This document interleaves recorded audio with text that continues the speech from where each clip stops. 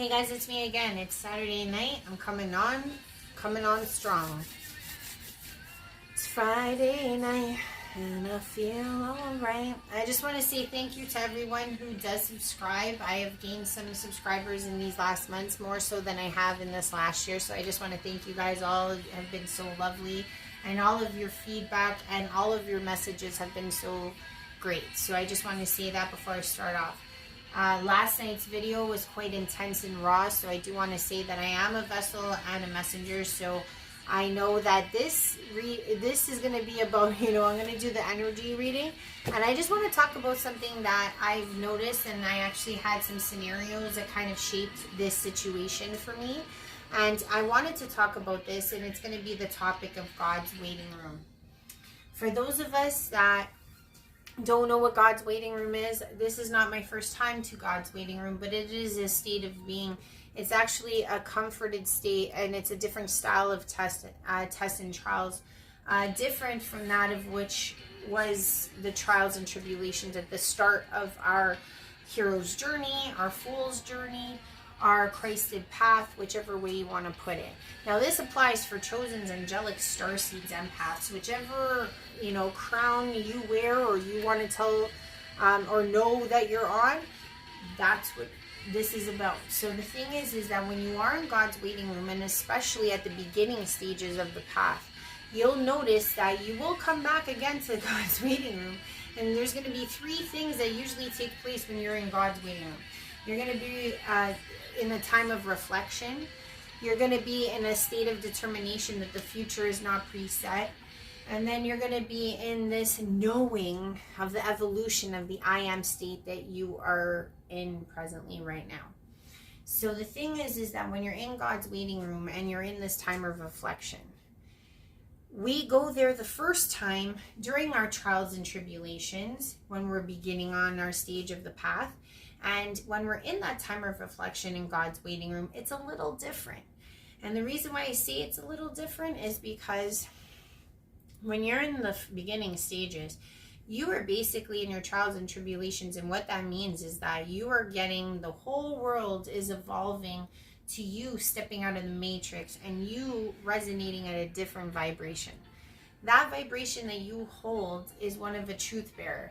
And a truth bearer tends to add friction and static as an energy source wherever they go. The reason why is because they tickle the shadow in a way that triggers people, and especially those of a darker seed in nature. Because the thing is, the darker the shadow that a person possesses, the more you tickle them as a light bearer. So you notice in your trials and tribulations, you're getting what people, a lot of Christianized versions of the chosens like to use the word the demonics, or you scare their demons or something to that effect. But I personally feel like it's an energy thing. I'm all about the energy. I feel like you give off a vibration that causes the tickling of the shadow. And for those, the deeper the shadow, the more they're going to resent you, the more they're going to throw shit at you, and the more they're going to repel and throw hatred at you. Unfortunately, you're going to do horrific things in the trials and tribulations, and you're going to notice that through that time you start to just exit so many relationships. Now the thing is that why this time of reflection is different when you're at the beginning stages is because you have just come out of the gate and you're now basically looking around and realizing that you're making all of these changes. You're infuriating these people, and you're in a state where you're either defensive or deflective. I like to call this the persecution style of being. Because for most of us, we came from a whole different world of life previous to that state of being. I am not the person I was when I first started on my journey. And the thing is that the time of reflection is different where I stand right now versus someone just coming on. And if you are in that state of persecution because you're in the trials and tribulations, you're going to notice that you're butting a lot of heads with a lot of people. Not just your family, your friends, your coworkers, people you see at the grocery store. Things are getting lit. You know what I'm saying? So the thing is that you realize through some point of your trials and tribulations that what you need to do, if you are still in this stage and you've been on the path for a long time, I do have to, preface this and let you know, reason why you're still there perhaps is maybe because you haven't learned the lesson of transmutation. Because what's happening is that because you have this new vibration, you need to learn how to walk amongst your projected creation now. Because the thing is like everyone is going to be in opposition to you. The only thing you can learn from that point in time is that you need to transmute that negative energy in whatever form it's coming in. You can name it whatever names you want to call it. It doesn't matter what level of darkness you're facing. You're going to be in constant repellence to all of these entities, energies that you're facing. So how you deal with it, how you wade through that period is through transmutation, taking in the negative energy and propelling out positivity.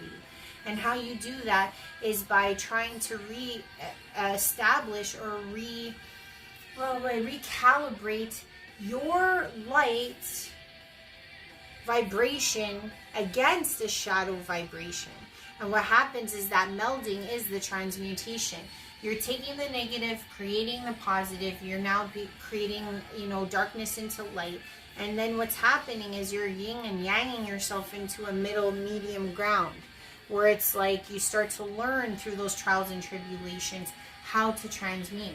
So if you are still in a stage, and let's say you've been on the walk for several years and you're still in trials and tribulation point, it's probably because you're not learning how to transmute it. You're not letting it go. You're not releasing. You need to learn how to do that to get out of the stage of trials and tribulations. So if it is your first time to God's waiting room, you will realize if you're on an earlier stage, you are realizing where you came from, you're realizing where you are right now, and you're in that time of reflection because you need to realize how to transmute. Now, for those of us that are coming back, let's say, to God's waiting room at a later stage of the path, it's a little different. And the reason why I say this is because some of the situations I've been faced with in these last weeks have shown me this. So I'm going to speak to it, okay?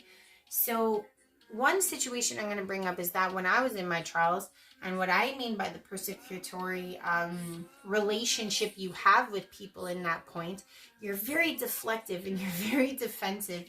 And it's because you're very, you're very raw. You're just in this new element and you're basically trying to navigate your way as this I am present, coming and transforming and entering into the existence that is not on the same level.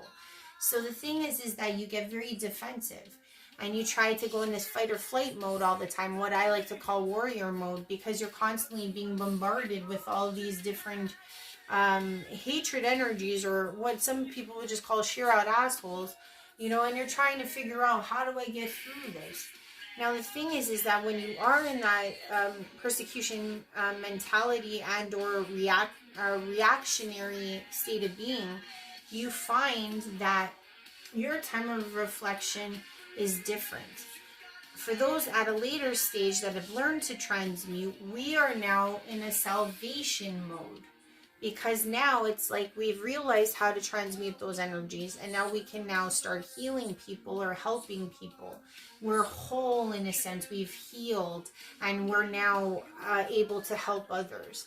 So the thing is that when we come back to God's waiting room, we'll notice at this stage of our existence, we now have created more of an experience of life that is conducive to getting, let's say, attracting fresher people that are more in tune with your energetic resonance. Okay, so the world you're seeing in the salvation moded path walker is that you'll notice that those that are gravitating towards you are now of a better and lighter demeanor.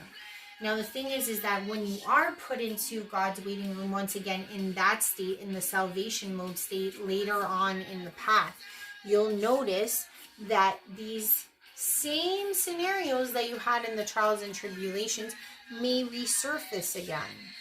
Okay, and why I'm saying this, I'm going to use my own example. If you saw my videos maybe 9 months ago, 10 months ago, I was talking about my trials and tribulations, and I was meeting all these people, and I was in that defensive mode, and then I would talk about it. I was learning how to transmute back then. I've already gone through that. The funny thing is that one of the women that was one of my tests back then resurfaced last week. And she was even crazier than the last time.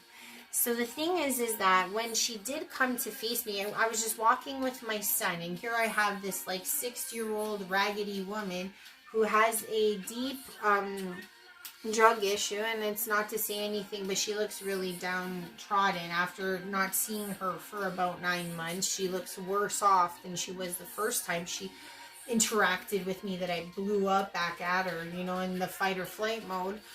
I realized at this stage of me being in God's waiting room in this time of reflection, period, stage of that existence, when she came at me, she was saying even worse things than the first. She was like, "You're a bad mom. I'm going to call CAS. You're a pedophile. Bada bing, bada boom." And she was hitting me.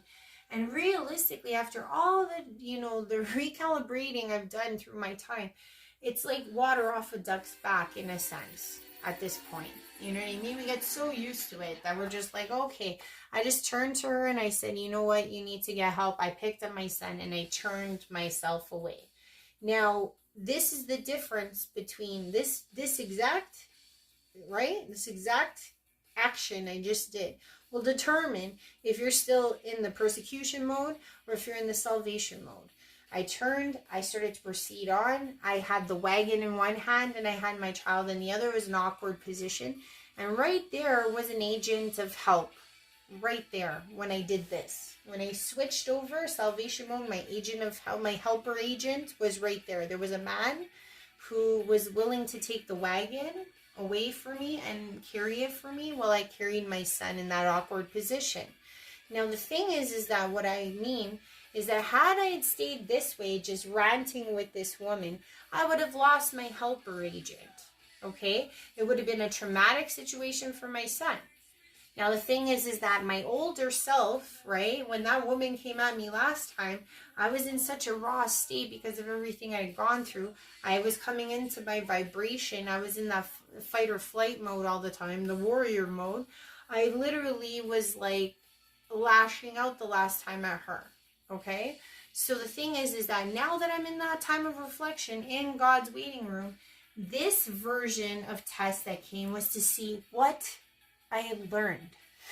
Okay, I had the exact same scenario, worse this time, but I was a different person. I've walked down my path for some time, and I've walked out of that persecutory mode, walked into the salvation mode of my existence on the path. And I realized that when the same test was thrown at me again in this time of reflection, I was showing God that what I learned, okay? And the thing was that I'm not saying that there aren't going to be more. There's probably going to be more of my old tests coming at me again, but it's to showcase what I've learned. And no offense, as a chosen, you know, it's part of the territory. We're always going to be, you know, gobsmacked in the middle of things because we are vibrating at a stage of truth, and it does shake the demons out of people or the negative aspects of people or the shadow, whatever way you want to put it. The second part of this is that the future is not determined, okay? And the reason why I feel like this is another state of being that you do face when you're in God's waiting room is because when you first get out of the gate, right, you have this like air of existence. You're like, oh my gosh, it's like I'm finally breaking free. You're now in the I am state all the time. You don't truly know what that means yet. And I still don't know what that means yet. I'm still growing and learning every day. But the point is, when you come first off of the gate, you have this new, like, open, bright-eyed look on life because you're like, wow, like, I've gained my gifts. I'm realizing I'm stepping into who I am truly. And you realize that you have this state where you want to like plan things out.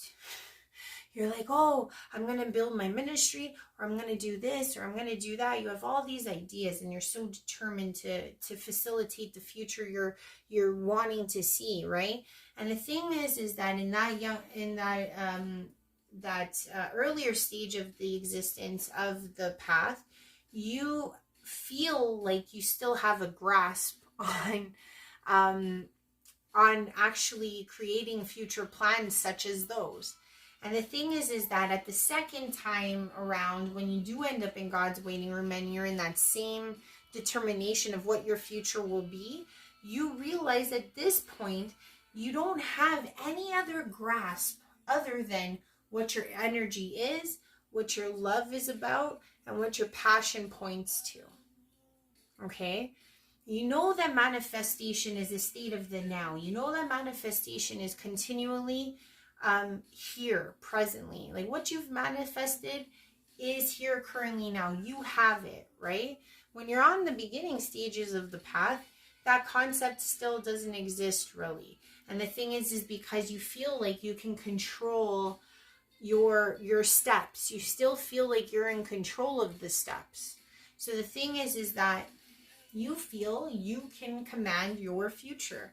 A second timer to God's waiting room knows that you can only direct the boat, and that's about it, and hands off. You're not the commander of this ship anymore, unfortunately. You can put your love and your energy and your passion into your projects and direct it and create and manifest in the now. But the thing is, the future is not prefixed, it's not determined. So the thing is that is what you're going to also face when you're in God's waiting room, is that you're going to have two different stages of evolution that you are in agreement with once you get to this point in time. And that brings me to my last point, is the evolution or the knowing of the I am. Like I said, when you're coming out of the matrix and you're getting turned on and you're starting off on your path, this idea of who I am has now just surfaced, right? You always knew what the I am was. I've always known what the I am was. Was it tangible though? Is it touchable? Can you taste it? Can you hear it? It's not something that all of the senses regard at all points in time on the path. But the thing is that we're always evolving. The I am is always evolving as we go through the path. I don't like to refer to time because I feel like time is, happening at all points. So the thing is like, even though I'm at this point right now, I do know that who I am has been evolving since the beginning of this path, or for the beginning of my life until now. But really and truly, it only began with my rebirth on this path. I became someone new. I've evolved into who I truly am and will continue to evolve to be. Now the thing is that through our time of the path, we've realized that we've had to accept certain truths. We just had to accept them, okay? We could not, as I said, really fixate and create future predictory plans. So when we are learning and knowing the evolution of the I am state that we are all currently in our being, we know that we are not putting on any more masks. The masks are all off. You are who you are everywhere you go. The earlier stages of self on the path may have still had strongholds on masks. Maybe you were still someone different at the store. Maybe you were still someone different at church. Maybe you were still someone different when you went home to your family. But at the second time you come to God's waiting room, it's like I said, it's showing God what you've learned. And then in a weird way, it's like you are proving to yourself, even when you come to God's waiting room again, that you have evolved in the I am state. Now, how I identified my evolution for myself was through this process. I realized that all through the time of my trials and tribulations was really just a foreshadowing of me accepting certain aspects of myself. Okay? certain aspects of the I am presence that were always within me from the beginning of my existence to my acknowledgement of that existence. Now, the thing is, I have always existed. You have always existed. We will continue to always exist. Now, the thing is that how do we tangibly know who we are? We have to decipher this in a way that is tangible. And for me, the way I was tangibly able to understand or regard it, or at least reflect on it, was to realize that the trials and tribulations I faced pointed to certain aspects of myself. There was underlying undertones to those trials and tribulations. And one of them was realizing that I was a scapegoat, how I traversed that, how I transmuted the times that I was the scapegoat. What did I learn from being the scapegoat? And I realized that there were certain parts of myself that allowed me to be that character of the scapegoat. And the thing is that my trials and my tribulations taught me how to avoid, how to transmute and change those certain attributes of myself that made me or allowed me to be tangibly a great scapegoat. The next one was that I realized that a lot of my trials and tribulations triggered some forms of stoicism within myself.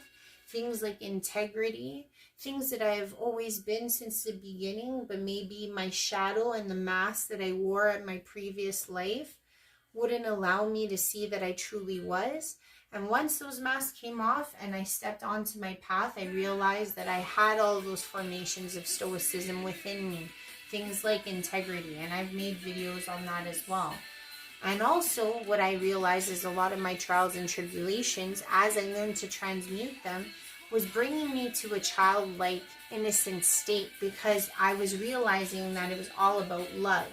My trials and tribulations put me into this lighthearted, childlike, innocent state more times than I can count, because as I tried to balance the light and the dark and bring into the middle ground, you'll notice that you're always hugging your inner child to be that person at all times, wearing your heart on your sleeve. It takes a lot of courage. It takes a lot of strength. And sometimes at the beginning stages, I didn't have that. And the thing is, those trials and tribulations exposed all of that for me. So now that I'm at my second time in God's waiting room, I've now realized all and how far I've come in my evolution. And I'll give you one last example of how I recognize this. So for those of you that watched my video like about a week ago, I was talking about how Chosens were going to be restructured.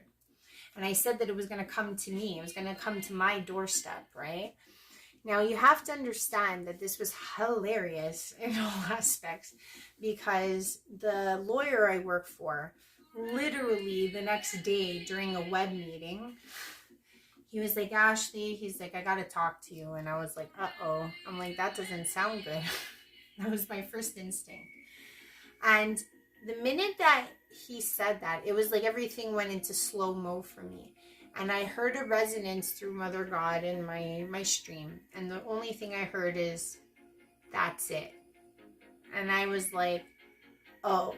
Now, why I say time is always happening at the same time. I always think of time like a train in a sense. Like a caboose is our past, and then there's the front caboose is the future. And then there's all those other cabooses that are the revolutions of time. At least that's how I always feel. Hear me. So about in July is when I started with this lawyer, okay? This was at a very raw stage of my existence on the path. I had just come out of that horrifying narc episode with my ex. I was a single mom. I was, trying to figure out how to make ends meet, how to make things work.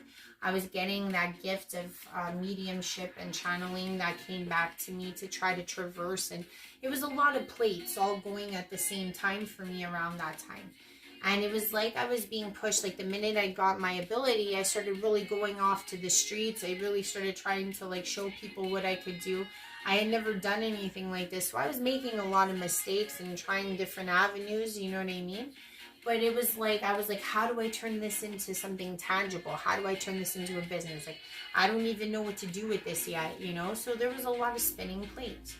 So I was really concerned. It wasn't that I didn't have faith in God. It was more I didn't have that true faith in myself yet. I was still in that persecutory energy, and I was still like very raw, and I was still reactive to people, and I was really stepping into this new role, and I was just like, oh my gosh, this is too much to navigate.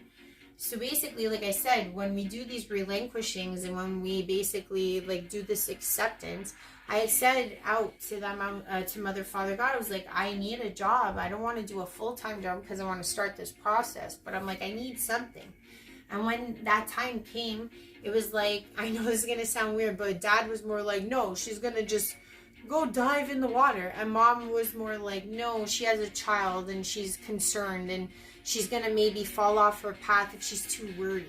So she was like, go ahead, get a job, and know that there is a finite time to it. We're not going to tell you when, but it'll end, right? And I was like, okay, I get what's going on. I'm going to use this as a stepping stool and to find a foundation and figure and navigate my way into that role, right? And then there was that agreement. So the minute that my lawyer told me in the present moment that he was restructuring the firm, I was just like, wow. I'm like, could this be any funnier? I'm like, God's always got a sense of humor. You know what I'm saying? So when I heard that it was over from Mother, I was like, oh God. And the next words to relay from my lawyer was the exact same.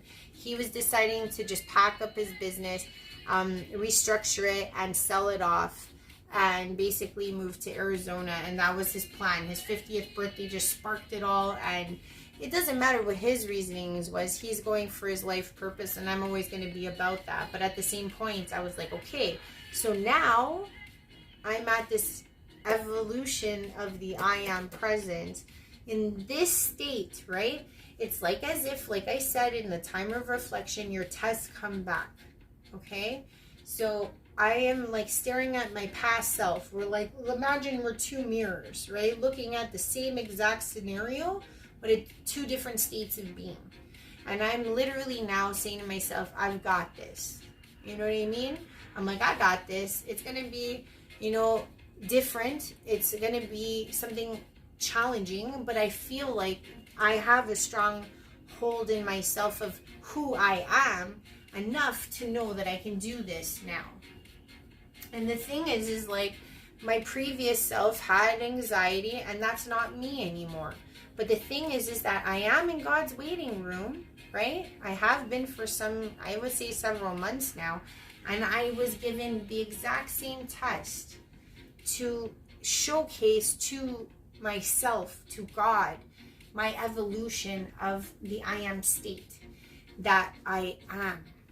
So the thing is that for those of you that are on the journey like me, if you feel like you're in God's waiting room, either at the beginning stages or later stages like myself, there are certain aspects of the time of reflection, the non-determination of future, and evolution of the I am aspects that will take place while you're being tested in God's waiting room. So I hope that helps. I always hope that my messages help people try to traverse things and get through things, because I'm always trying to show, there could be somebody that's just coming on and I want to help you, because I would have liked to have talked to me in that state back then. So I hope that helps. Energy read of the week like I usually do, because I feel like it's good to talk to spirit and see their perspective of spirit.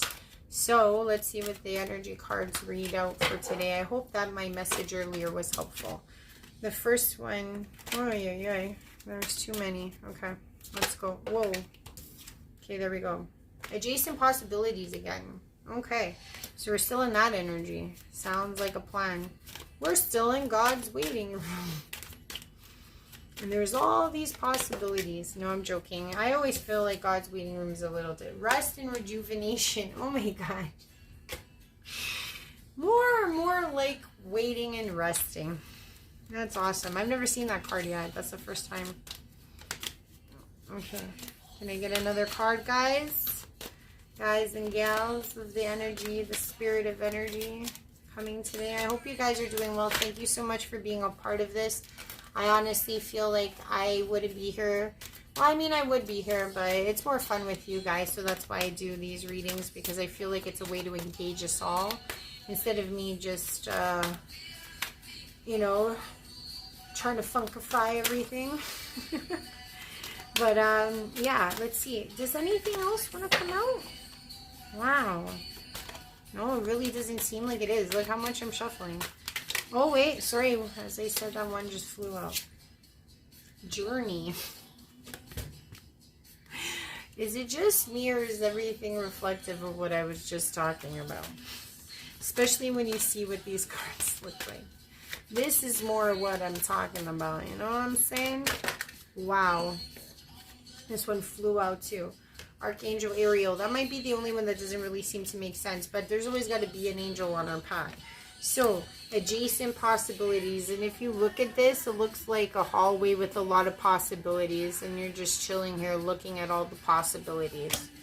And then, as you are looking at those, you need to rest and rejuvenate, maybe to make the decision of which door you need to go through as you are going along your journey, because timelines shift with every decision you make and different doors open with every decision you make. So as along this journey, you can make different decisions and realize that you can go through different doors.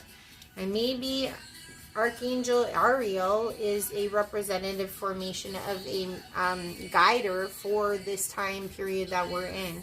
So I will look up what Archangel Ariel is most known for, because obviously different cards, that's the only one that doesn't seem as self-explanatory to me, if you guys don't mind.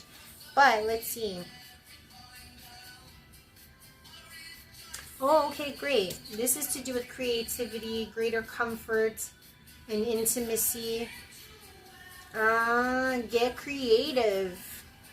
Let yourself reach into unexplored areas of self-expression and new projects that may have a more creative approach. And you know what's crazy is, because like I was saying, like now that I'm in the second stage of being in God's waiting room and I'm on this precipice and I gotta just dive in with all my creativity and get myself out there as much as I can. Like, I mean, I feel like my website's coming to a close too, so it's like all lining up with that creative, those creative juices have been percolating. So this resonates a lot for me as well.